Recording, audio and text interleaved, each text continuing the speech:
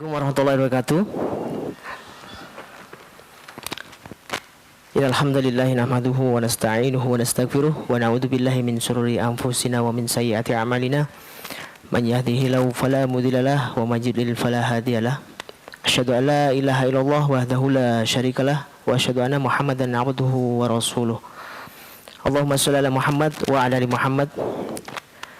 Alhamdulillah, puji syukur senantiasa kita panjatkan kepada Allah Azza wa Jalla yang mana pada kesempatan pagi hari ini kita bisa berkumpul tentunya di tempat yang Allah berkahi ini, dan tentunya ini karunia Allah kita bisa hadir di kampung santri ini.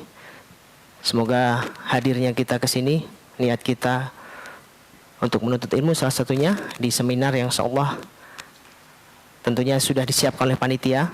Ini merupakan kenikmatan yang luar biasa yang Allah berikan untuk kita semua. Dan juga salawat serta salam tidak lupa senantiasa kita panjatkan untuk baginda tercinta Nabi kita Nabi Muhammad sallallahu alaihi wasallam. Semoga tercurah limpah untuk beliau, untuk keluarganya, para sahabatnya, para tabi'in, tabi'in, dan semoga sampai kepada kita selaku umatnya yang senantiasa terus istiqomah berpegang teguh pada ajarannya, sunnah-sunnahnya.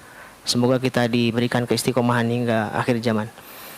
Tapi Bapak Ibu semua dan juga para santri, tentu merupakan kenikmatan kita bisa duduk bersama di sini, dan alhamdulillah ana izin menyapa terlebih dahulu. Assalamualaikum Ustaz. Masya Allah. Tapi sekaligus ana juga menyampaikan sambutan tadi banyak sekali Masya Allah ya sudah diberikan sambutan di awal dari pembina dan juga khususnya kepala sekolah tadi ya, kepala di sini sebagai sekaligus kami dari seluruh peserta merasa senang sekali gitu ya hadir ke sini Ustaz tentunya, karena ini tempatnya nyaman sekali Ustaz, adem sekali Ustaz insyaallah. Ustaz dari Lombok langsung Jakarta langsung Bandung Ustaz. Masya Allah. Saya lebih senang lagi bisa ke sini. Masya Allah. Alhamdulillah. Kaget baru nyampe sini udah kaget tuh. Masya Allah. Wah, ini nggak nyangka. Alhamdulillah Ustaz ya. Ada pondok. Judulnya Pondok Kampung Santri, tapi sebenarnya resort ini. Masya Allah. Itu dia Ustaz. Resort santri gitu. Ya, Ustaz.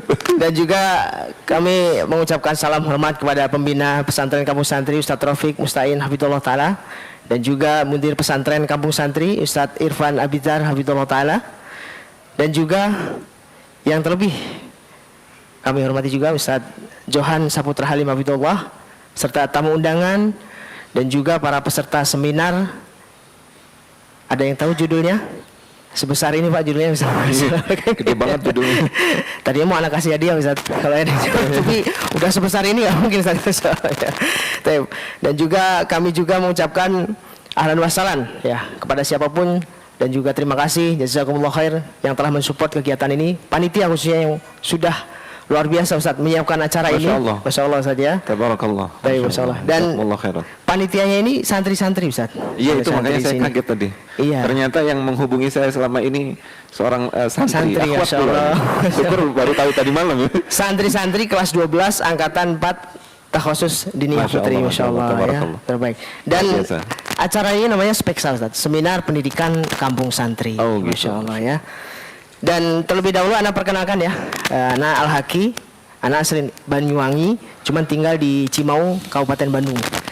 Jadi nggak jauh sebetulnya dengan beliau di Mataram, cuman selisih nyebrang 2 kali Ustaz. Oh, iya. Ke Bali kemudian ke Lombok Ustaz ya, Masya Allah. Tapi Ana dulu pernah tinggal di sana Ustaz, di Lombok Insya Allah. Oh, Masya Allah. Ya, tapi kita lanjutkan acara pertama kita, Insya Allah. Ana perkenalkan terlebih dahulu pemateri kita, Ustadz Johan Saputra Halim Hafidhullah Ta'ala. Beliau lahir di Lombok Timur. Lombok Timur itu, Lombok itu ada 3 Ustadz ya. Lombok Barat, Lombok Tengah, Lombok Timur. Insya Allah ya. Tanggal 21 April 1982. Insya Allah. Riwayat pendidikan formal beliau S1 di Fakultas Teknik Universitas Negeri Mataram, Unram Ustadz ya. Tahun 2007. Kemudian S2 Syariah Ahwal Syakhsiyah UIN Mataram.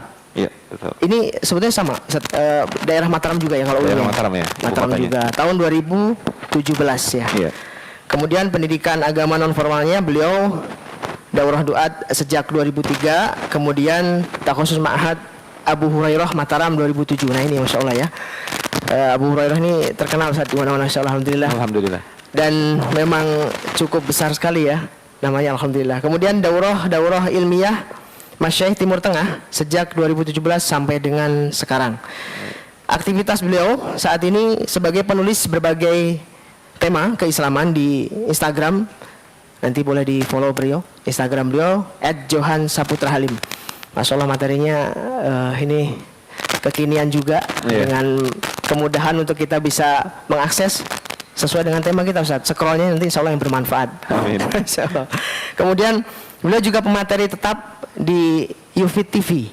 Ya, kalau kita tahu Yufid TV, ini juga insya Allah kegiatan ini juga nanti disiarkan oleh Talib TV, Ustaz. Ada Masya Allah. langsung live insya Allah. Kemudian beliau juga dai tetap Ponpes Abu Hurairah Al-Islami Lombok NTB. Kemudian pembina Ponpes Zaid bin Sabit Lombok Barat NTB. Dan juga pembina Muzani TV dan Ansor Sunnah Mataram. Iya, Masya Allah. Masya Allah. Lombok panas, Ustaz. Iya. Kondisinya beda dengan sini ya. Agak panas ya. Agak panas saja. Tapi dengan adanya pesantren-pesantren di sana, semoga adem, mudah-mudahan adem saja. Tapi kesini tambah adem ya.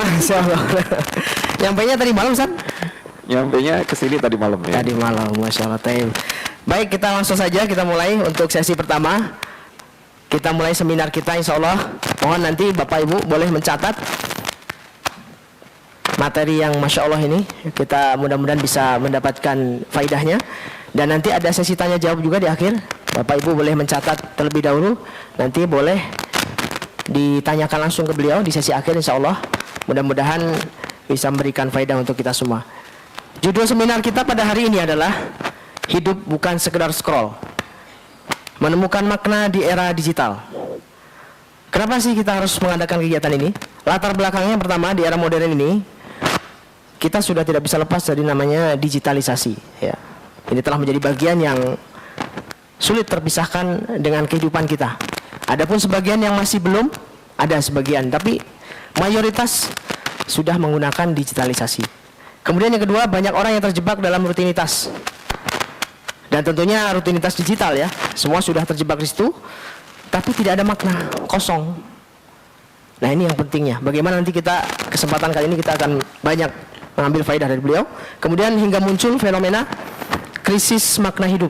Nah ini yang berat sekali ya resikonya nanti. Dan yang terakhir, pentingnya pembekalan spiritual untuk kita semua terkait dengan kesadaran digital. Nah seperti apa nanti detailnya akan dikupas oleh beliau. Dan tujuan dari kegiatan ini fokusnya adalah untuk menghadapi tantangan di era digital dan mengarahkan generasi zaman sekarang untuk memanfaatkan teknologi dan juga menetapkan bagaimana akhirat kita sebagai tujuan utama dalam kehidupan kita. Baik, kurang lebih seperti itu. Kita langsung saja pada Ustadz. Tafadhol masykur Ustaz untuk menyampaikan materi secara detail terkait dengan hidup bukan sekedar scroll. Ya, bismillahirrahmanirrahim. Assalamualaikum warahmatullahi wabarakatuh. Mohon izin duduk di atas kursi ini karena Masya Allah sudah disediakan seperti ini. Jadi ya kita duduk aja di sini ya. Alhamdulillah wassalatu wassalamu ala Rasulillah wa ala alihi wa sahbihi wa man wala, amma ba'd. Ya ayyuhalladzina amanu taqullaha haqqa tuqatih wa la tamutunna illa wa antum muslimun.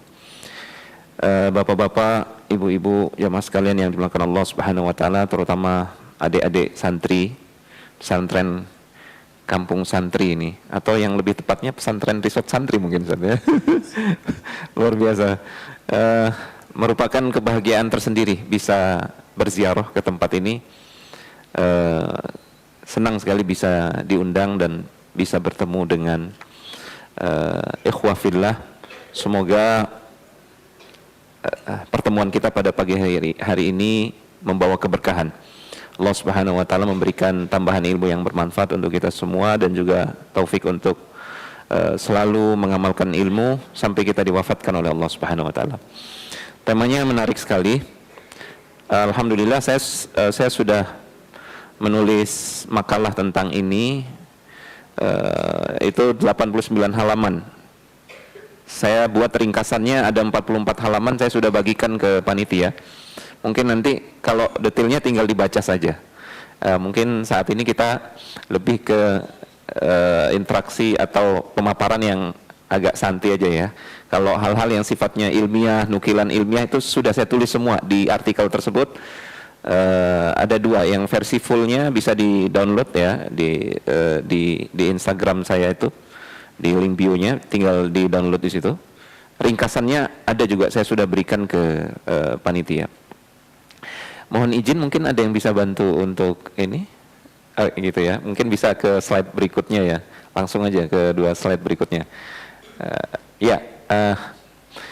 Tadi sebenarnya sudah disinggung sedikit ya oleh moderator kita, barakallahu fikum. Kenapa pembahasan ini menjadi sangat penting sekali? Karena memang kita nggak bisa lepas dari dunia digital saat ini. Bahkan untuk mendapatkan ilmu yang bermanfaat juga kita tidak bisa lepas dari dunia digital ini. Ya, saya terus terang banyak belajar dari para masyaikh pun secara online begitu ya. Karena kita tidak memiliki kemampuan untuk datang langsung atau mendatangkan mereka, itu waktunya terbatas.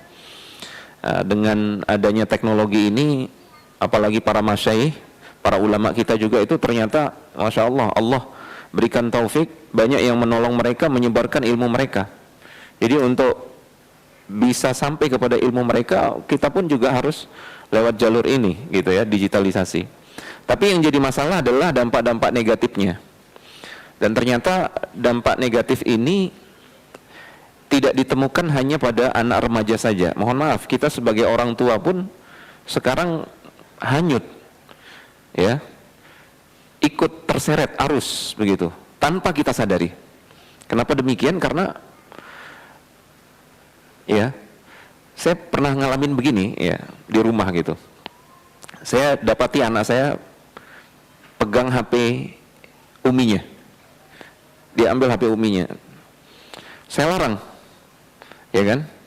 Ya belum waktunya lah begitu, masih kecil mereka pegang HP. Kemudian dia pegang HP uminya tanpa izin dan segala macam. Tahu alasan mereka? Abi sama Umi juga kan pegang HP, masa kita nggak boleh begitu? Jadi alasannya itu ternyata mereka melihat, mencontoh kita sebagai orang tua begitu. Sementara mereka tidak sadar kita pegang HP itu ya karena ada kerjaan, karena ada bahkan menyebarkan ilmu juga kita lewat HP gitu ya. Mereka tidak tahu itu, dan mereka juga jelas tidak mau tahu.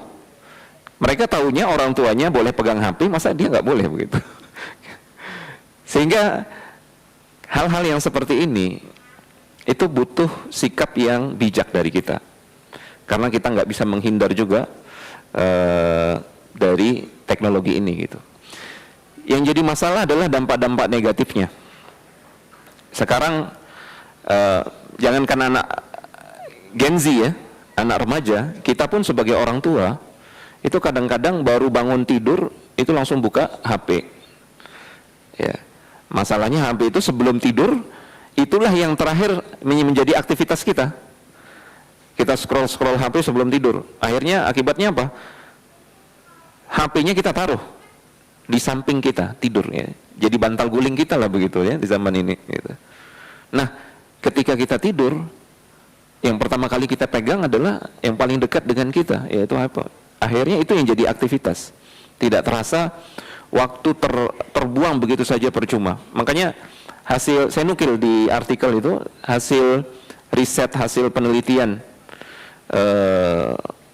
lembaga riset ya, itu tahun 2024 di seluruh dunia rata-rata pemakaian gadget itu handphone, kemudian aktivitas di media sosial itu 2 jam 23 menit. Jangan tanya di Indonesia, ini seluruh dunia ya. Kalau Indonesia lebih tinggi lagi, berjam-jam. Karena Indonesia termasuk konsumen ya dalam masalah media sosial ini. Jadi mereka pemakai, bukan konten kreator gitu. Sedikit konten kreatornya, yang banyak adalah penikmat. Jadi Indonesia lebih tinggi lagi angkanya, berjam-jam setiap hari. Nah ternyata ada hasil penelitian juga yang dikeluarkan tahun 2023 terbukti, terkonfirmasi bahwasanya kecanduan gadget ini yang menghabiskan waktu berjam-jam di gadget ini menjadi kesehatan mental health ya, istilah anak sekarang itu ya. Next, mungkin bisa next ya. Ini ada satu berita heboh nih. Saya lihat langsung videonya nih. Saya nggak tahu apakah bapak, ibu-ibu atau adik-adik pernah lihat videonya nih, kejadian nih. Itu nyata, seorang ibu lagi sibuk main HP, telepon sana sini, kemudian scroll, lagi pegang HP, dia gendong anaknya, dia buka kulkas, kemudian dia taruh anaknya di kulkas. Setelah itu ditutup. Ini kejadian, Pak. Di artikel yang saya tulis itu saya cantumkan linknya, link video YouTube-nya. Itu syukur anak itu terselamatkan karena suaminya dengar anaknya nangis. Dibuka ternyata bukannya sayuran, bukannya buah, ternyata anak kecil di dalam kulkas, Pak. Ini kan sudah naudzubillah kalau itu menimpa keluarga kita. Ada lagi nih berikutnya, ini bukan ini video saya screenshot. Ini video anak lagi tidur, Pak. Dia lagi tidur tapi kayak ngigau gitu, scroll begini, kemudian kayak main HP gitu, Ustaz. Link videonya juga ada saya nukilkan gitu.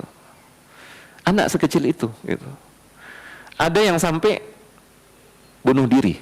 Yang paling tragis itu yang bunuh diri ya, di slide berikutnya itu ya. Jadi ada anak karena kecanduan main game, ada satu karakter di gamenya itu dia idola sekali sama karakter tersebut ya, dan dia merasa yakin dia bakal ketemu dengan karakter tersebut kalau dia mati, kalau dia meninggal. Apa yang terjadi? Karena dia tinggal di apartemen di lantai 24, dia lompat dari lantai 24, mati ya. Orang tuanya baru cerita, anak ini tergila-gila sekali dengan tokoh game ini. Ada satu tokoh karakter dalam gamenya itu, orang tuanya membebaskan untuk dia pegang gadget, kemudian main internet 24 jam. Sampai orang tuanya cerita, ini anak, dia kepingin ketemu dengan karakternya gitu. Itulah yang menjadikan dia akhirnya bunuh diri. Dia lompat, bunuh diri bukan karena depresi, tapi bunuh diri karena ada keyakinan, ada akidah yang masuk ke dalam hati anak itu. Di alam barzakh dia akan ketemu dengan karakter game idolanya. La haula wala quwata illa billah. Sampai seperti itu. Ya. Nah, ini di Bogor juga ini. Saya nukilkan juga. Ada wanita yang depresi karena apa? Karena dia bikin live TikTok. Saya nggak tahu nih live TikTok itu seperti apa. Saya nggak ada install TikTok. Bikin live TikTok gara-gara nggak ada yang like, nggak ada yang komentar, Ustaz. Itu stres, depresi. Masuk rumah sakit jiwa. Di TikTok itu juga sempat viral blackout challenge. Ini yang saya sampaikan ini hasil dari riset saya, bacaan saya. Saya sendiri nggak tahu nih blackout challenge itu seperti apa ya. Yang jelas saya baca-baca, blackout challenge itu semacam kampanye tantangan ya, tantangan buat anak-anak remaja gitu. Mereka bisa nggak buat diri mereka pingsan? Ya, jadi mereka cekek diri mereka gitu. Ya, nahan nafas. Gimana caranya mereka supaya bisa pingsan sesaat? Itu ternyata banyak menyebabkan kematian. Ada yang menyebabkan kematian. Sampai TikTok itu sempat disomasi gara-gara itu. Ada yang tidak sampai menyebabkan kematian, tapi kerusakan otak. Jadi dampaknya itu naudzubillah. Dampak akibat kecanduan gadget ini. Next. Ini slide-nya 27 halaman ya. Jadi mungkin nanti kita bagi jadi 2 sesi ya gitu. Nanti tolong diingatkan gitu. Jadi kenapa anak-anak itu bisa kecanduan, kita pun bisa kecanduan? Karena memang platform digital, media sosial itu merancang platformnya itu gimana supaya orang itu betah bertahan lama. Makanya ada fitur infinite scroll itu. Jadi scroll terus gitu, nggak ada putus-putusnya. Selalu ada hal baru yang kita lihat yang disesuaikan dengan minat kita. Anak-anak yang suka kucing, ya selalu muncul kucing tuh, ya, dan lucu-lucu, kemudian luar biasa. Anak yang sukanya game selalu muncul itu juga. Orang tua yang sukanya dangdutan selalu muncul gitu. Orang tua yang suka ngintip berita gosip, berita artis melulu yang keluar. Dan itu nggak bisa stop karena memang dirancang nggak stop. Kita bisa scroll gitu. Ada fitur autoplay, itu juga dirancang supaya kita nggak mau stop. Jadi belum diklik itu sudah jalan otomatis videonya. Ya, memang dirancang seperti itu. Ditambah lagi otak kita itu dapat istilahnya dopamin instan ya. Dopamin itu semacam zat kimia kata para ahli. Kalau zat kimia itu keluar, kita kayak ada perasaan puas begitu. Nah, kalau kita posting sesuatu di medsos, kemudian ada yang like, ada yang komentar, oh Masya Allah, luar biasa, lucu ya, segala macam gitu. Itu ada dopamin yang keluar, kita merasakan kepuasan. Itu yang membuat kita kecanduan. Efeknya, itu kata para ahli, sama persis seperti narkoba. Efeknya. Sama persis. Next. Nah, jadi anak-anak kita ini memang saat ini, zaman ini, anak-anak Gen Z dan Gen Alpha istilahnya. Kalau kita ini Gen apa ini? Gen O. Jadi mereka ini baru lahir, itu sudah kenal yang namanya selfie. Iya. Betapa banyak orang tua tanpa sadar dia ngajarin anaknya memang budaya selfie itu sejak baru lahir. Baru lahir langsung selfie kan? Selfie orang tuanya. Langsung terpapar oleh sinar-sinar gadget itu. Anak kecil.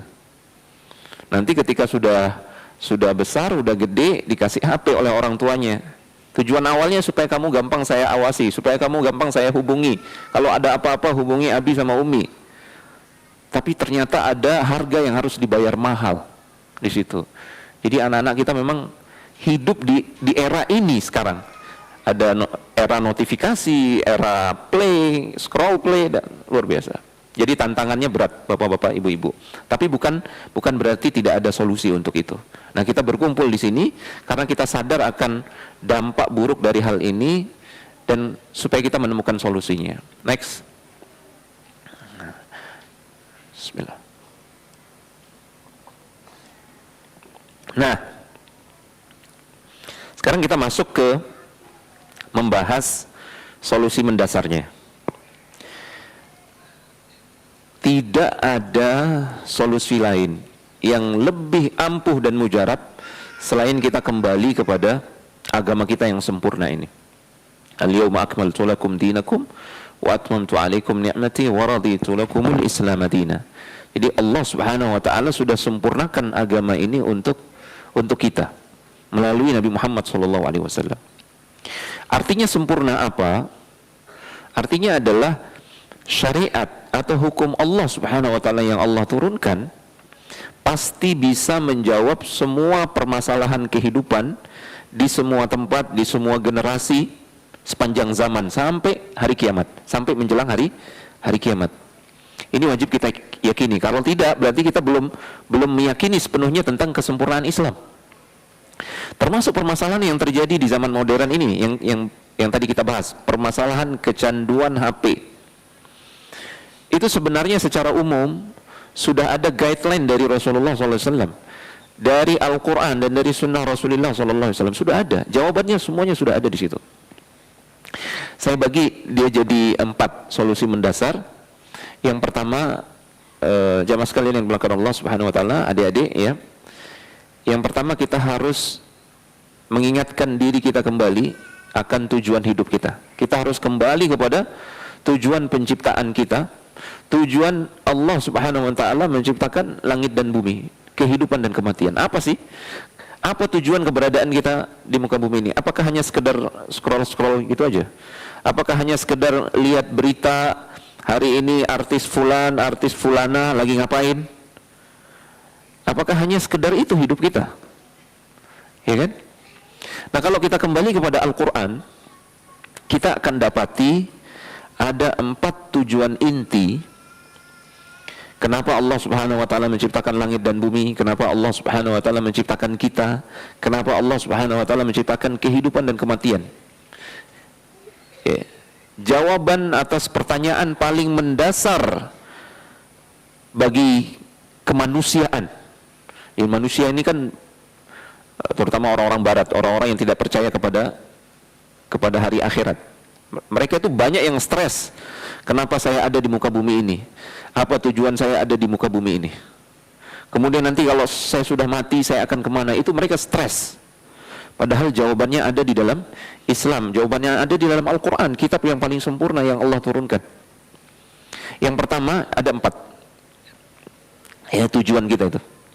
Yang pertama, Allah Subhanahu wa ta'ala menyebutkan tujuan Allah Subhanahu wa ta'ala menciptakan segala sesuatu ini agar kita mengenal Allah Subhanahu wa ta'ala. Di akhir surat At-Talaq itu, ya, ayat yang ke-12 kalau tidak salah, Allah sebutkan, Alladzi khalaqal mauta wal hayata liyabluwakum ayyukum ahsanu Allahu alladzi khalaqa sab'a samawatin wa minal ardi mithlahun yatanazzalu al-amru bainahunna lita'lamu anna Allah ala kulli syai'in qadir wa anna Allah qad ahata bikulli syai'in ilma. Allah dialah yang telah menciptakan dan demikian juga dengan bumi. Antara keduanya, tujuannya apa? Lita'lamu, agar kalian mengenal, agar kalian mengilmui tentang Allah Subhanahu wa ta'ala. Annallaha ala kulli syai'in qadir, bahwasanya dia itu maha kuasa atas segala sesuatu. Jadi tujuan Allah menciptakan alam semesta ini dengan segala isinya supaya kita mengenal dia, mengenal sifat-sifatnya, mengenal nama-namanya yang indah, yang dibalik nama-nama itu ada makna-makna sifat yang maha sempurna. Bahwasanya dia maha kuasa, maha tahu segala sesuatu, maha adil, maha bijak. Tujuannya itu. Maka siapa yang tidak mengenal Allah semasa hidupnya, dia ini orang yang lari dari tujuan penciptaan, orang yang pasti celaka dunia dan akhirat. Sekarang kita tinggal balikkan kepada pertanyaan ini, kita akan kembalikan pada diri kita. Kalau kita habiskan waktu kita untuk scroll, kapan waktu kita untuk mengenal Allah Subhanahu wa ta'ala? Sementara itu adalah tujuan kita ada di muka bumi ini, ya. Sementara yang namanya main HP, game, kemudian bermedia sosial tanpa batasan, itu merampas umur kita. Sementara umur kita itulah yang kita gunakan untuk mengenal Allah Subhanahu wa ta'ala, untuk belajar tentang Al-Quran, belajar tentang sunnah Nabi alaihi salatu wassalam. Melalui itu kita mengenal Allah Subhanahu wa ta'ala. Maka nggak heran orang yang seperti itu, ya, kecanduan HP, gadget, tidak punya waktu untuk belajar tentang Allah Subhanahu wa ta'ala, tidak punya waktu untuk belajar tentang apa yang dicintai oleh Allah, apa yang dia tidak sukai, apa yang dia ridhoi, apa yang dia benci, yang mana yang dia halalkan, yang mana yang dia haramkan. Tidak heran orang yang seperti ini stres hidupnya walaupun dia bergelimang harta, walaupun dia seorang yang berkuasa. Kenapa? Karena dia tidak menjalankan fungsi dia yang seharusnya. Allah menciptakan dia itu untuk mengenal Allah Subhanahu wa ta'ala, sementara dia lari dari tujuan tersebut. Ya, ibarat pikirkan segala sesuatu yang ada di muka bumi ini, mobil, handphone, kamera, apa saja, kalau itu digunakan tidak sesuai dengan tujuan dia dibuat, pasti akan rusak, ya enggak? Mobil misalkan, mobil sport kan dirancang memang untuk berjalan di jalan yang halus, datar. Kemudian dirancang memang untuk ngebut, dirancang indah sekali.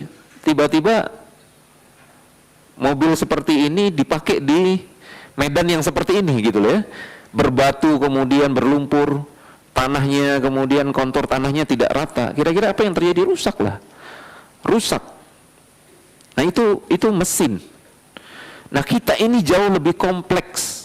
Kita ini sebagai insan, hamba Allah Subhanahu wa ta'ala, jauh lebih kompleks.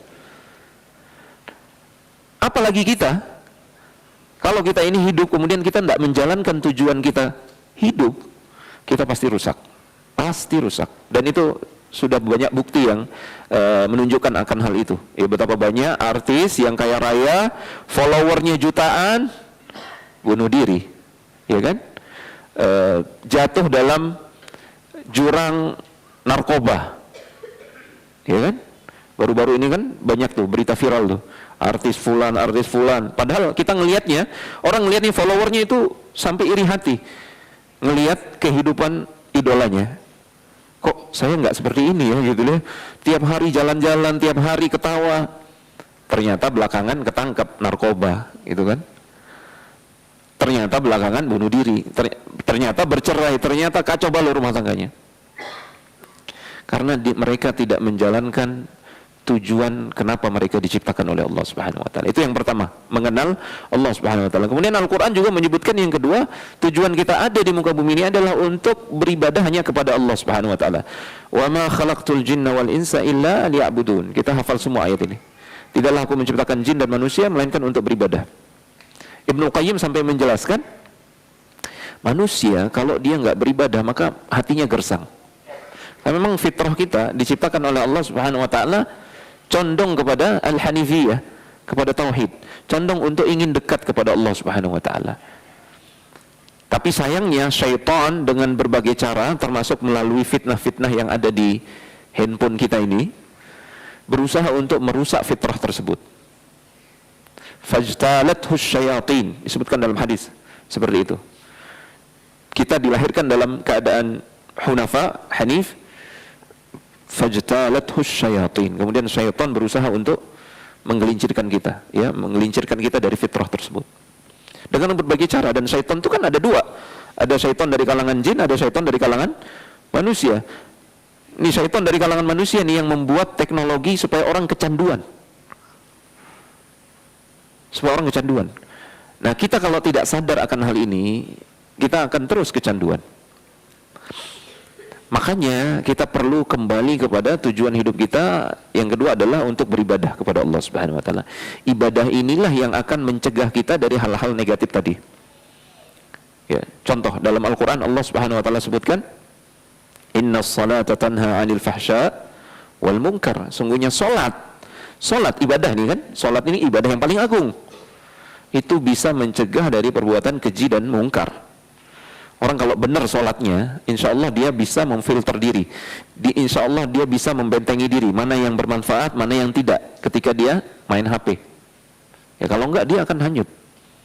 Itu pentingnya kita menjalankan fungsi kita sebagai hamba Allah, ibadah.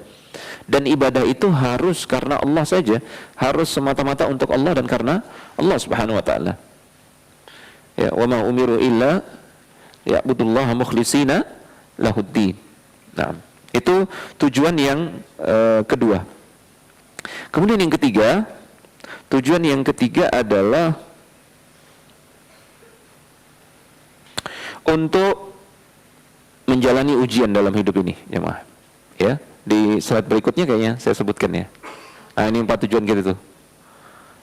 Menjalani ujian kehidupan. Karena Allah Subhanahu wa taala sebutkan di awal surat Al-Mulk itu, "Alladzi khalaqal mauta wal hayata liyabluwakum ayyukum ahsanu amala." Dialah Allah Subhanahu wa taala yang menciptakan kehidupan dan kematian. Tujuannya apa? Untuk menguji kalian siapa yang terbaik amalannya. Jadi kalau kita sadar tujuan ini, ya, setiap kali kita scroll HP, ini saya scroll HP, saya lulus ujian tidak gitu ketika scroll HP. Karena ingat, tujuan saya ada di muka bumi ini untuk diberikan ujian oleh Allah Subhanahu wa taala. Kemudian saya lulus tidak di ujian tersebut, baik tidak hasilnya. Ini mindset yang harus kita tanamkan sebelum kita bermain HP. Dan harus sering kita mengingatkan diri kita. Ya, karena ketika kita scroll tuh pasti ada hal-hal yang diharamkan yang lewat. Aurat, musik, kemudian naudzubillah hal-hal yang sifatnya bahkan racun-racun pemikiran, racun-racun akidah. Itu banyak. Kita baca kan? Itu kita baca. Padahal kita sedang diuji. Jadi setiap detik kehidupan kita ini, bapak-bapak, ibu-ibu, adik-adik, kita sedang diuji dalam suka dan duka. Apa yang kita temui itu kita sedang diuji oleh Allah Subhanahu wa taala. Sikap kita apa? Sabarkah, syukurkah, memuji Allahkah? Ya. Ingat Allah atau tidak gitu. Kita sedang diuji setiap saat kehidupan kita. Liyabluwakum ayyukum ahsanu amala. Kemudian tujuan yang keempat itu memakmurkan bumi ini. Inni ja'ilun fil ardi khalifah. Allah Subhanahu wa taala berfirman mengabarkan kepada para malaikat, aku mau menjadikan di muka bumi ini khalifah. Khalifah ini yakhlufu ba'duhum ba'dah. Mereka silih berganti, turun temurun, yang satu menggantikan, satu generasi digantikan oleh generasi berikutnya untuk mengelola bumi, mengelola dunia ini, memakmurkan bumi ini untuk ketaatan, tapi ya bukan untuk senang-senang, bukan untuk lupa akhirat, untuk ketaatan, tapi disuruh kita mengolah bumi ini. Ya makanya bumi ini bukan binatang yang berkuasa, tapi manusia begitu. Karena memang Allah tujuannya untuk itu. Nah, kalau kita sadar akan tujuan ini juga mengharuskan kita untuk produktif. Makanya seorang muslim, di samping dia produktif dalam urusan ibadahnya, amal solehnya, dia juga harus produktif memberikan kemanfaatan bagi dunia, ya paling tidak bagi keluarganya, bagi Islam dan kaum muslimin, memberikan kemanfaatan. Ya, makanya kita harus produktif. Nah, produktifnya ini mengharuskan kita nggak boleh bermalas-malasan, nggak boleh nunda-nunda, nggak boleh nunda-nunda. Kalau kita sadar akan hal ini, kemudian kita wujudkan, maka nggak ada waktu sebenarnya kita akan baca berita gosip, nggak ada waktu kita sebenarnya untuk scroll, ngelihat video-video yang itu nggak ada manfaatnya sama sekali buat kita, nggak ada manfaatnya. Karena waktu kita sangat terbatas di dunia ini. Sementara kita dituntut untuk produktif. Kita ini khalifah. Apa kemanfaatan yang bisa kita berikan begitu loh. Paling tidak untuk diri kita, untuk Islam dan kaum muslimin. Karena Rasulullah SAW bersabda ketika ditanya, siapa tentang manusia yang paling dicintai oleh Allah? Ahabbun nasi ilallah anfa'uhum linnas. Manusia yang paling dicintai oleh Allah adalah yang paling banyak memberikan kemanfaatan bagi orang lain. Nah, kalau kita mindsetnya seperti itu nih, apa yang bisa saya berikan? Kemanfaatan apa yang bisa saya berikan untuk umat, untuk Islam dan kaum muslimin? Itu nggak akan sudi untuk membuang-buang waktu. Sementara waktu yang ada ini sangat terbatas, itu pun kita nggak tahu garis finishnya di mana, kapan, ya kan? Boleh jadi besok kita meninggal, boleh jadi lusa, gitu. Sehingga kita nggak punya alasan sama sekali untuk buang-buang waktu, ya. Nah, itu kalau kita sadari 4 tujuan kita ini, maka harus segera berbenah. Karena kalau kita tidak menjalankan 4 tujuan ini dalam hidup kita, yaitu tadi kayak kasus mobil sport itu yang dibawa ke jalan berbatu, pasti akan rusak. Kita pun akan rusak, jiwa kita rusak, otak kita rusak, karakter dan perangai kita akan rusak. Itulah yang makanya kita banyak menemukan kasus anak-anak yang kecanduan HP kayak tadi tuh, yang saya sampaikan di prolog, ya. Atau paling tidak yang terjadi adalah stres, depresi. Makanya di artikel ada saya tulis tentang anxiety, tentang gangguan kecemasan. Mudah-mudahan nanti di sesi kedua bisa kita ulik lagi gitu ya. Penyebabnya juga itu. Ada nggak yang pernah merasa ya, bangun tidur tiba-tiba kok suasana hati itu nggak enak, kayak gundah gulana, padahal nggak tahu penyebabnya apa. Ternyata kalau kita baca-baca, itu penyebabnya tadi malam itu begadang scroll HP, ya. Tiba-tiba bangun kok hati ini mau bangun malas, pinginnya rebahan lagi. Itu kata para ahli, penyebabnya tadi malam begadang scroll HP. Mekanismenya bagaimana? Karena scroll HP itu menyebabkan terjadinya yang namanya ledakan informasi. Terlalu banyak informasi masuk di kepala kita. Dan pindah-pindah cepat sekali. Informasi yang masuk itu pindah-pindah. Ya, pertama sepak bola, yang kedua berita politik, yang ketiga gosip. Pindah terus. Ya kan? Dia mencari apa yang menjadi kecondongan kita. Makanya ditawarin, kamu suka ini enggak? Suka ini enggak? Suka ini. Terus seperti itu. Kemudian ternyata yang laris itu, ya kalau berita nih, ternyata yang laris itu adalah berita-berita naas. Ya, berita kecelakaan, berita apa, ada video CCTV pencuri lagi curi motor, ya enggak? Sering lewat gitu. Ya Allah. Astagfirullah. Berita-berita mengenaskan. Ternyata berita-berita mengenaskan seperti itu berdampak. Menurut ahli, ya, saya bukan ahlinya di sini, cuman saya baca-baca, itu ternyata mengendap di alam bawah sadar kita, berbekas juga di dalam hati kita, sehingga ketika kita bangun, itu otak kita belum siap untuk menyambut hari yang baru, belum siap, udah capek. Kata para ahli ada istilah namanya ini, ada istilah neuroplasticity. Kata mereka, ini ahli saraf nih, ahli otak yang bicara seperti ini.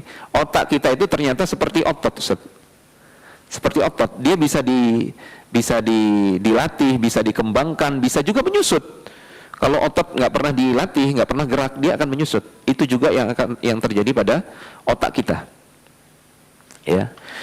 Yang jadi masalah adalah ibarat kita makan itu bukan makanan yang bergizi, makanan sampah yang kita makan, ya kan? Nah, informasi yang kita lihat di HP itu, berita perceraian artis, kemudian tragedi kemalingan, apalagi itu, ya, itu berita sampah, informasi sampah yang tidak membuat daging gitu loh. Kalau di jasad kita itu kan ada istilah daging gitu ya. Tidak membentuk daging, yang terjadi adalah lemak, bahkan lemak jahat gitu kan. Nah, otak kita juga seperti itu. Nah, itulah yang menyebabkan akhirnya otak kita tidak siap ketika kita bangun itu. Nah, itulah yang menyebabkan orang yang mungkin dia bisa ngangkat beban 50 kilo karena dia rajin nge-gym. Tapi ketika dengar azan subuh, kelopak matanya nggak bisa diangkat. Iya, jadi kaum rebahan. Maunya rebahan melulu. Ya, karena pingin rebahan, kemudian pingin dapat dopamin lagi, akhirnya buka HP lagi. Terus siklus itu terus berulang. Itulah yang menyebabkan yang terjadinya brain rot istilahnya. Mungkin bapak-bapak ibu bisa googling ya, brain rot, pembusukan otak. Na'udzubillah. Namun sebenarnya kalau kita lihat lewat perspektif agama kita, ada satu permasalahan yang ini jarang dibahas oleh para ahli psikologi, para ahli neuroscientist ya, yaitu masalah yang menimpa hati, kolbu. Ketika kita scroll HP itu, ada hal yang lebih parah sebenarnya. Kita sedang panen dosa lewat aurat yang kita lihat, lewat hal-hal yang tidak diperkenankan dalam syariat kita untuk dilihat, untuk didengar, untuk dibaca. Ini berbeda dengan kasus otak ya. Ini sekarang kasusnya kolbu, hati. Ya, kalau otak itu kan ada hissi, ada wujudnya secara fisik di dalam kepala kita nih, dalam batok kepala kita nih. Tapi ada sesuatu yang ghairu hissi, yang gaib, yaitu kalbu, tempat Allah menanamkan keimanan, tempat Allah menanamkan ilmu, ya, cahaya hidayahnya Allah tak taruh di situ. Itulah yang namanya kalbu. Nah, akibat dosa scroll yang kita melihat hal-hal yang diharamkan itu ternyata membuat nokta hitam, membuat noda di dalam hati kita. Ini juga yang semakin membuat kita jadi kaum rebahan, malas gerak, malas beramal. Kenapa? Karena Ibnul Qayyim mengatakan kolbu kita itu ibarat raja. Kolbu itu ibarat raja. Mata kita, telinga kita, lidah kita, tangan kita, kaki kita itu ibarat bala tentaranya, kata beliau. Ya. Jadi apa yang dilakukan oleh tangan itu tergantung perintah rajanya, yaitu kolbunya. Jadi perintah, larangan, kehendak itu sumbernya di dalam kolbu menurut Ibnul Qayyim, dan itu benar berdasarkan dalil-dalil. Ala inna fil jasadi mudghah. Idza salahat salahal jasadu kullu wa idza fasadat jasadu kullu. Ala wa hiyal qalbu. Sungguhnya di dalam jasad kita ini ada segumpal daging. Qalbu. Ya. Disitulah Allah Subhanahu wa taala menempatkan hidayah, cahaya hidayah itu. Cahaya ilmu maupun cahaya taufik. Setiap kali seorang hamba melakukan dosa, maka qalbu ini tertutup oleh satu noda. Ya. Idza adznaba dzamban. Kalau dia berdosa, nukitat fi qalbihi nuktatun sauda. Maka akan ada noda hitam di dalam qalbunya. Semakin banyak dia scroll melihat hal-hal yang diharamkan, semakin banyak noda hitam itu sampai qalbu itu lama-lama tertutup. Inilah yang menjadikan cahaya hidayah Allah itu nggak bisa masuk. Sementara bapak-bapak, ibu-ibu, kita beramal soleh, kita bisa sholat, kita puasa, kita mau membaca Al-Quran, kita melakukan hal-hal yang diridhai oleh Allah, itu penggerak utamanya adalah taufik dari Allah Subhanahu wa ta'ala. Nabi mengatakan, laulallah mahtadaina wala sallaina wala tasaddaqna. Kalau bukan karena Allah yang memberikan kita taufik, kita nggak akan jadi orang Islam, kita nggak akan sholat, kita nggak akan bersedekah. Jadi amal sholat yang kita bisa lakukan itu karena taufik dari Allah Subhanahu Wa Taala. Nah, bagaimana ceritanya kalau taufik itu tidak bisa masuk ke dalam hati kita? Ya, maka jangan heran mager, malas gerak untuk beramal. Ya, maunya kesenangan yang instan. Kalau dulu kita bisa menghatamkan Al-Quran misalkan dalam sebulan, kalau sekarang setahun sekali itu juga syukur alhamdulillah setiap bulan Ramadan setahun sekali. Kenapa? Karena otak kita, hati kita itu sudah terbiasa dengan kesenangan yang sifatnya instan. Ya, terbiasa dengan dopamin tadi. Dia ibarat ekstasi, kata para ahli. Ya. Maunya dapat kesenangan yang cepat sehingga tidak merasakan nikmat membaca. Kalau dulu kita bisa khatam buku ya dalam sepekan, dalam 3 hari kita bisa selesai satu buku. Kalau sekarang jangankan satu buku, baru satu paragraf, satu halaman udah ngantuk. Ya, tapi giliran berita gosip, berita ini dipantengin terus, scroll terus. Nah, itu juga rahasia kenapa para pencipta platform digital ini mereka membuat video-video pendek. Mereka lebih mengakomodir video pendek daripada video yang panjang. Ya. Karena kecenderungan manusia itu senangnya yang instan sekarang itu. Makanya dikasih video 30 detik satu. Reels itu kan video singkat ya. Kemudian short itu juga video singkat. Bapak-bapak, jangan kasih anak-anak kita nonton short. Jangan kasih nonton reels, walaupun itu tayangan anak-anak ya. Karena nanti mereka akan scroll luput dari pengawasan kita, mereka akan scroll yang lain, muncul yang lain tuh. Itu adiktif sekali. Video pendek itu. Kalau mau di YouTube itu ada video-video panjang yang edukatif. Biasakan anak kita kalau harus nonton itu supaya mereka tidak terbiasa dengan kesenangan yang instan. Karena kalau anak sudah terbiasa dengan kesenangan yang instan, coba deh sekarang ya, ketika HP-nya dicabut pasti meronta kan, gelisah dia ya. Bahkan diajak jalan-jalan ke puncak misalkan, malas, karena dia sudah membayangkan capek ke sana tuh jauh gitu loh. Kenapa? Karena dia terbiasa dengan kesenangan yang instan, maunya cepet gitu loh. Ya. Itu juga yang menjelaskan kenapa anak-anak itu suka makanan instan, karena pingin cepet, mulutnya itu seneng, terpuaskan gitu. Gak mau yang lama-lama, tidak puas dengan menjalani proses.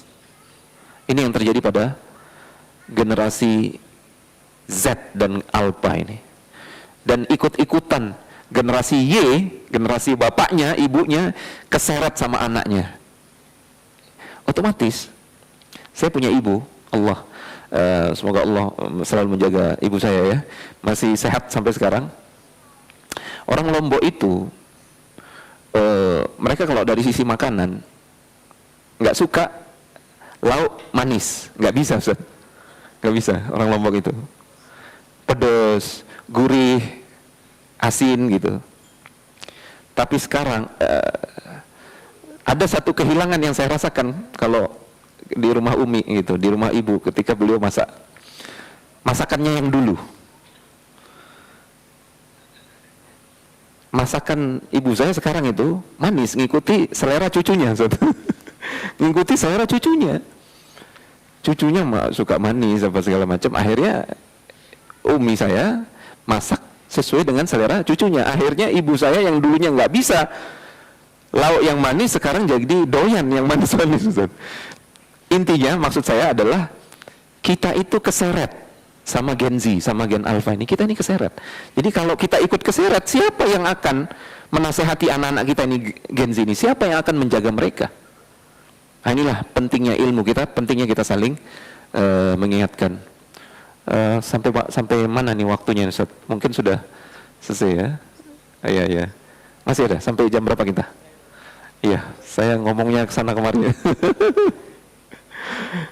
Sampai, oke, kita ke slide berikutnya ya. Lagi berapa menit, Ustaz?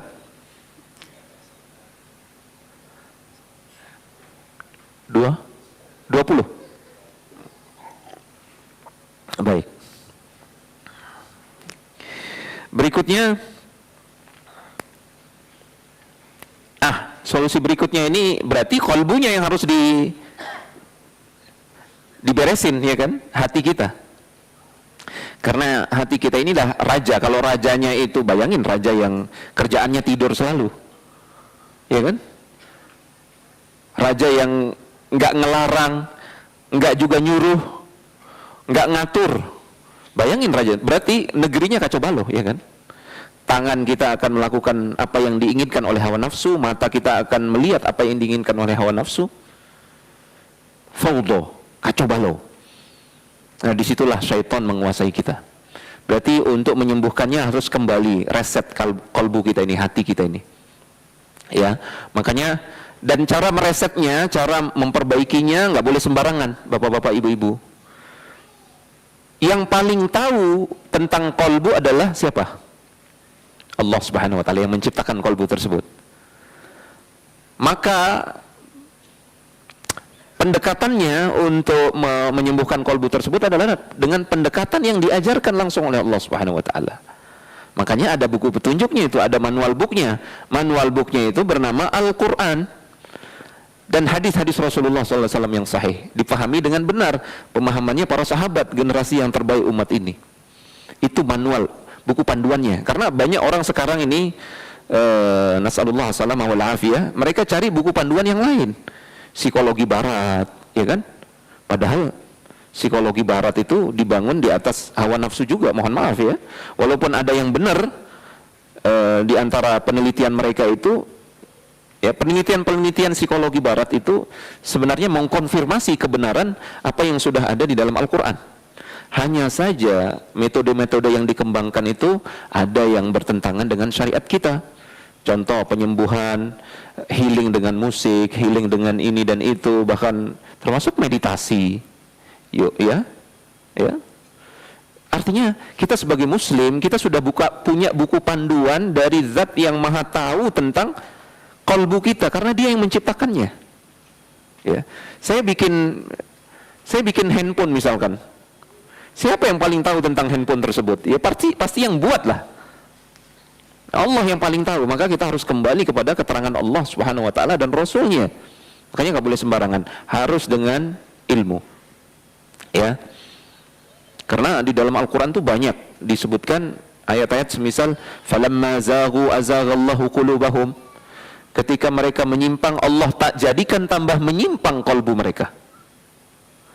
Jangan-jangan kita selama ini salah dalam melakukan terapi kolbu, ya, sehingga kolbu kita tidak sembuh-sembuh. Kita nganggap itu sembuh, tapi sebenarnya tambah sakit.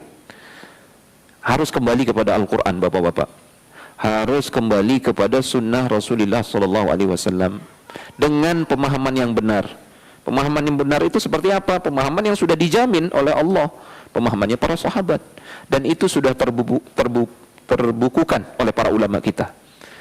Itulah keberadaan pondok-pondok sunnah seperti ini, Masya Allah.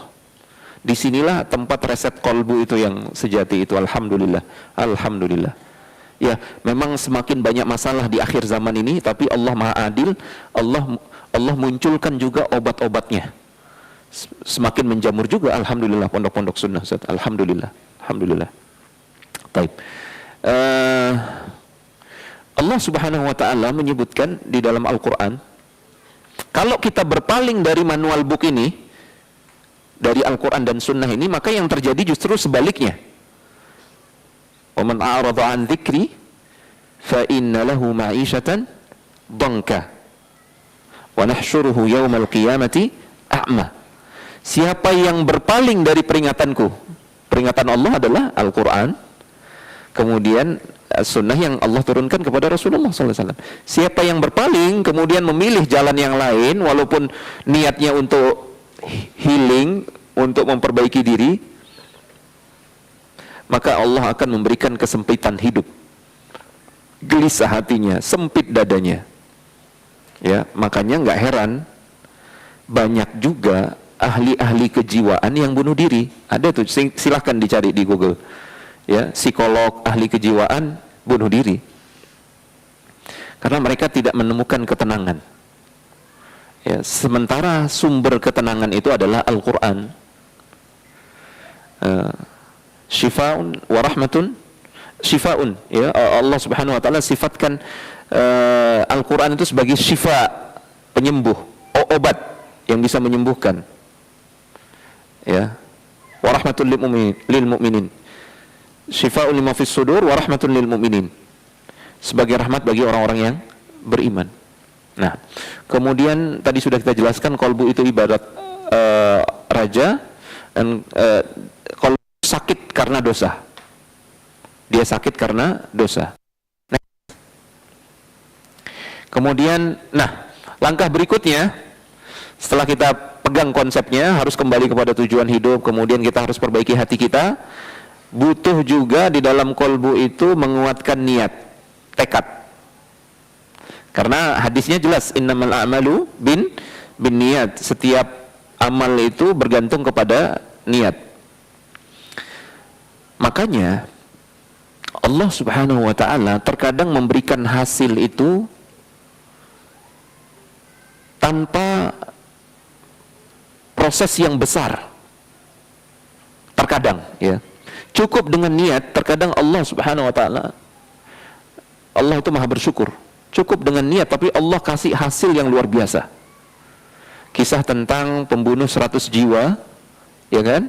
Dia udah bunuh 100 orang, tapi dia punya niat untuk taubat. Baru sebatas niat. Dia buktikan niatnya itu dengan tekad. Dia bertanya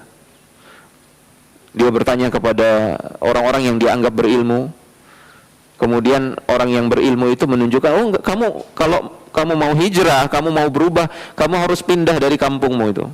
Pindah ke negeri fulan. Karena kampungmu ini negeri yang buruk. Negeri fulan itu banyak orang-orang saleh di situ yang bisa membantu engkau untuk berubah. Akhirnya dia wujudkan tekadnya dengan berjalan menuju negeri yang dimaksud. Di tengah jalan dia meninggal. Di tengah jalan yang dia meninggal, ini dalam hadis Bukhari disebutkan bahwasanya turun dua malaikat, malaikat rahmat dan malaikat azab. Itu berdebat dua malaikat ini. Saya yang ngambil ruhnya, yang malaikat azab mengatakan, "La, saya yang mengambil ruhnya. Fa innahu lam ya'mal 'amalan qat." Ini orang belum beramal, belum sempat sholat, belum sempat ini, baru punya tekad dan niat gitu. Tapi ternyata di akhir hadis ini disebutkan Allah Subhanahu wa taala mengampuni dia. Kemudian Allah merahmati dia. Ini pentingnya niat dan tekad. Walaupun sebenarnya kita dalam proses itu belum ada apa-apanya. Ya, Allah melihat. Innallaha la yanzuru ila suwarikum wala ila amwalikum walakin yanzuru ila qulubikum wa a'malikum. Allah itu enggak lihat dari fisik kita. Allah nggak lihat dari modal yang kita miliki, harta yang kita miliki, ya. Sebesar apa kita bisa melakukannya, tapi Allah melihat hati kita. Ada nggak di situ secercah niat untuk berubah, tekad gitu loh. Allah kan maha tahu isi hati kita. Kemudian Allah melihat juga sejauh mana kita membuktikan ketulusan niat tersebut dengan amal. Harus kita buktikan dengan amal walaupun sedikit. Hasilnya itu nanti Allah Subhanahu wa taala yang akan memberikan. Ya. Maka penting di awal ini niat dan tekad. Tanpa ini mustahil. Semua metode, semua cara, semua trik, silahkan baca. Banyak tuh buku pengembangan diri. Bagaimana bisa membebaskan diri dari ketergantungan terhadap handphone, itu banyak, itu buku-buku self development itu banyak. Tapi itu akan gagal semua kalau tidak dilandasi niat karena Allah Subhanahu wa taala. Kita harus berangkat dari niat. Innamal a'malu binniyat wa innamal likulli imri'in ma nawa. Baik. Nah, barulah yang keempat, setelah ada niat itu harus dibuktikan dong, ya. Jangan cuman niat saya berniat, saya ingin berubah, tapi nggak ada pembuktian. Paling tidak ada pembuktian apa wujud dari ketulusan niat kita itu.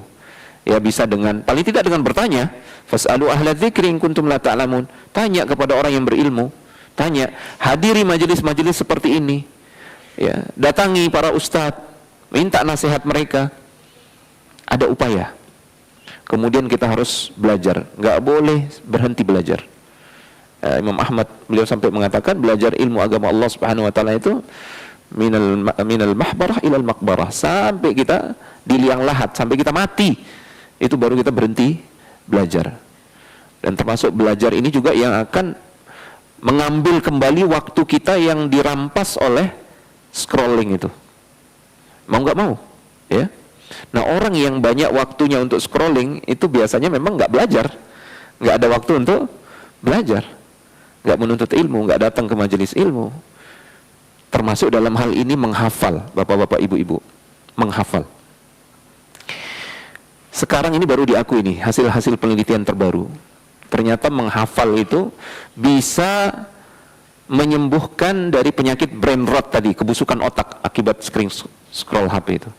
Karena ibarat kalau otot, ya, kita latih dia dengan mengangkat beban.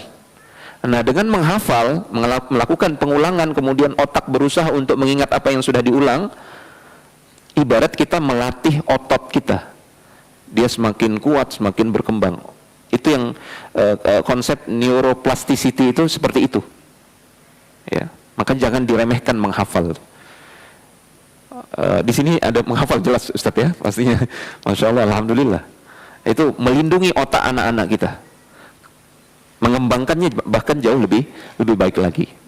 Ya, harus diwujudkan niat tersebut dengan hal-hal yang lebih hal-hal yang sederhana, kayak belajar, membaca, termasuk dalam hal ini menulis. Ini penting untuk saya sampaikan ke adik-adik.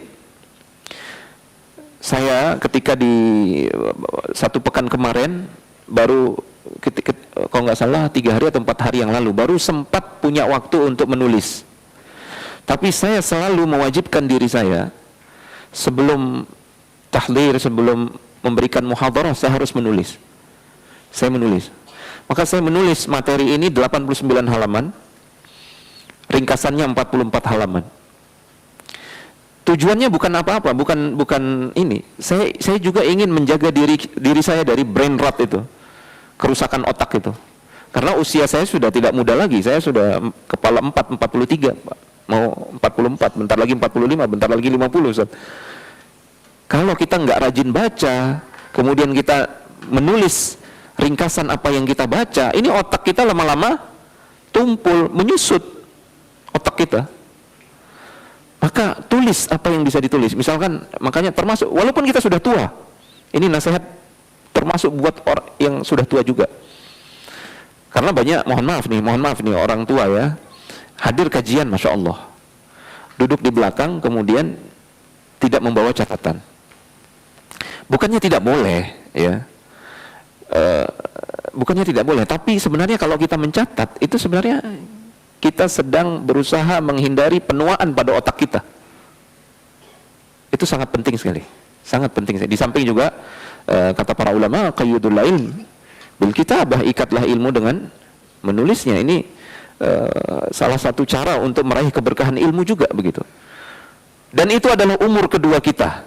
Karena nanti catatan kita itu akan sangat berharga bagi anak-anak kita, akan dibaca oleh mereka. Oh, ini dulu catatan ayah saya, abi saya. Boleh jadi mereka akan mendapatkan hidayah lewat situ.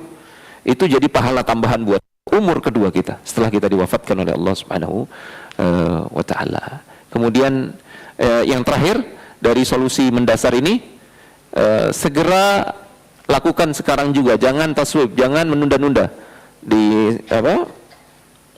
Di slide berikutnya. Lanjut langsung, next.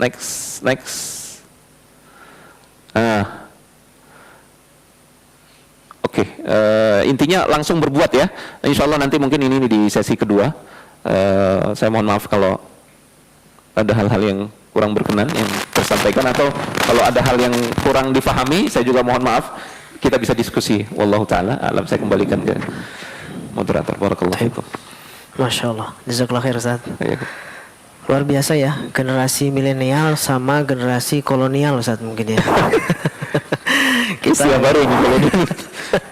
Karena kita generasi kolonial mungkin Ustaz. Jadi Masya Allah, alhamdulillah ya, kita masuk di sesi pertama sudah selesai, dan kita lanjutkan insya Allah nanti di sesi kedua. Tapi di sekarang waktunya kita untuk coffee break dulu terlebih dahulu. Sudah disiapkan, insya Allah sudah disiapkan oleh panitia. Kita nanti kembali lagi di pukul 10.40 ya. Insya Allah nanti kita kembali lagi untuk melanjutkan di sesi yang kedua. 10.40? Ya. 1 jam lagi berarti? 9.40 Ustaz. Ya? Jam berapa? 9.50 Afwan Ustaz. Iya. Kita mulai 9.50 dan 9.50? 1 menit lagi? 10.40, betul Ustaz, setengah jam lagi. Setengah jam. Lagi. Karena tadi ada perubahan Ustaz, dari awal ada sedikit waktunya. 10.20 ya? 10.20. Siap. 10.26. 10.20 kita kembali lagi ke sini, kita lanjutkan di sesi yang kedua insyaallah. Barakallahu fikum. Assalamualaikum warahmatullahi wabarakatuh.